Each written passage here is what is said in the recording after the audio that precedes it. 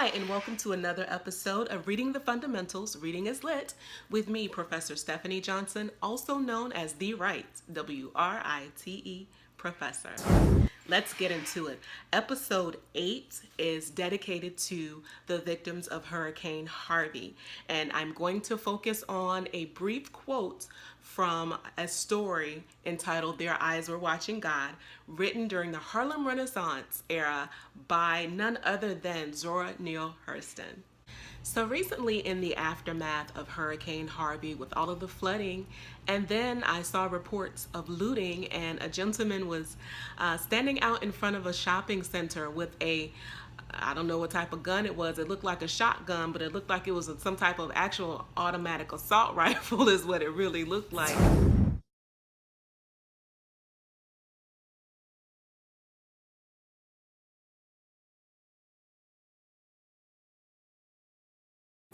When I saw that, I said, well, let's see. I've been kind of thinking how I should approach Hurricane Harvey from a literary perspective. And of course, my mind immediately went to Their Eyes Were Watching God, published in 1937 and written by Zora Neale Hurston. Now, Zora Neale Hurston is an African American woman author who wrote in during the Harlem Renaissance. Zora Neale Hurston is also a Floridian. She's well known as a Floridian, having been raised in Eatonville, Florida, near Orlando, and also having traveled around Florida and the Caribbean, recording interviews that she conducted, doing research regarding the African American vernacular and the African American culture, thus leaving a rich repository of recordings and research and creativity for those who would come behind her to understand what Black life and what African American life was like in Florida and in the United States in the early 20th century. Their Eyes Were Watching God is set in early 20th century, and not only that, it's set in Central and South Florida. So being that Zora Neale Hurston was a Floridian, of course she knew a lot about the storms and the hurricanes that came to this area.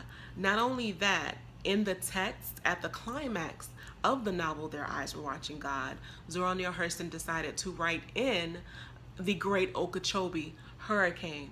The narrative as a whole is centered around the life and legacy and loves of the main character, Janie Crawford.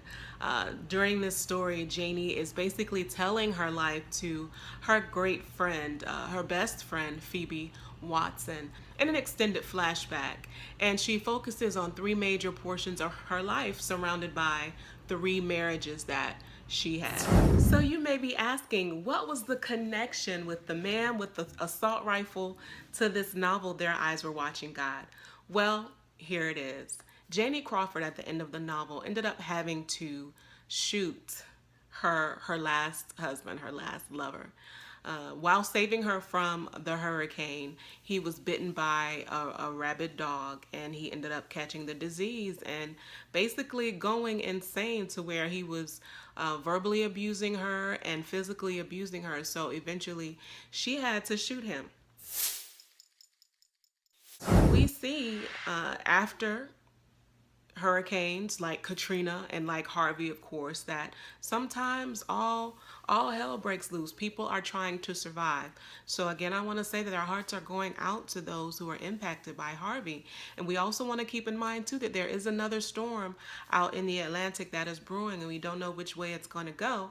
But we are praying that it's not going to hit anywhere in the United States, and that those who know the word of prayer and who believe in a risen Savior, we know that he can calm a storm by simply saying, "Peace, be still."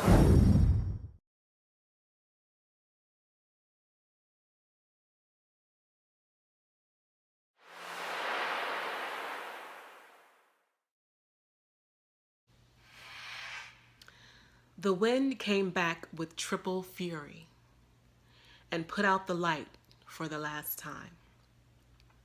They sat in company with the others in other shanties, their eyes straining against crude walls and their souls asking if he meant to measure their puny might against his.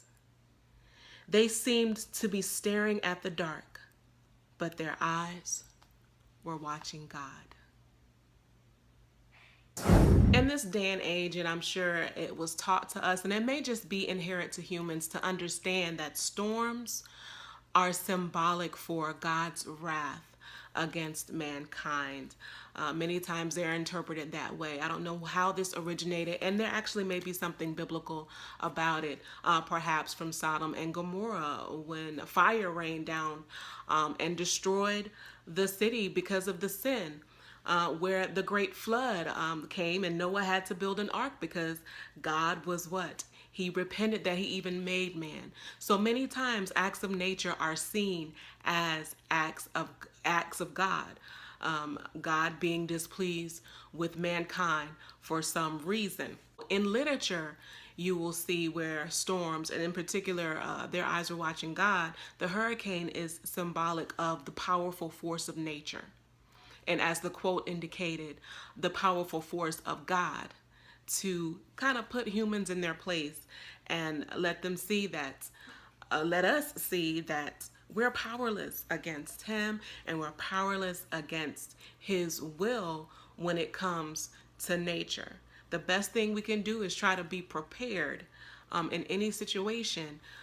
That we're able to be financially prepared, we're able to be physically prepared in terms of house, home, living, securing ourselves, insurance, and I'm hearing that all this controversy with flood insurance now, things like that. But we also have to be prepared, and from a Christian perspective, being prepared in our relationship with God, whom the God we serve, staying in right relationship and being prayerful that these acts of nature will not negatively impact our lives. But at the same time, when they do, not being judgmental, but let God be seen through acts of love that we're able to perform to help those who've been negatively impacted by those great forces of nature. Zora Neale Hurston's contribution to American letters is celebrated in so many ways around the country. One of the major ways is right in her hometown in Eatonville, Florida, every year at the Zora Neale Hurston Festival. You can go to zorafestival.org to find out more about it. It's an annual celebration in Eatonville, Florida that takes place about the end of January, early February every year. I actually took my mom there one year to celebrate her retirement. We went to the Hatitude Brunch. Zora Neale Hurston loved wearing hats. So I took my mom to the Hatitude Brunch and we were able to model different types of hats at the brunch. And not only that, we appeared in the Orlando Sentinel that year as a part of that celebration. So if you're ever in the Eatonville, Florida area near the end of January, make sure to check out the festival.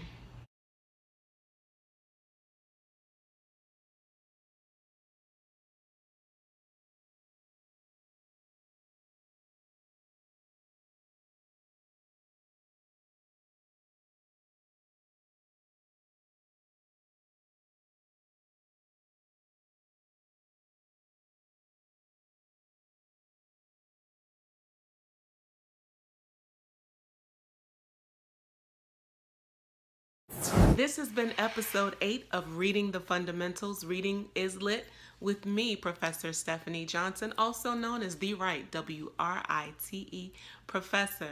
Reading is lit, so be lit.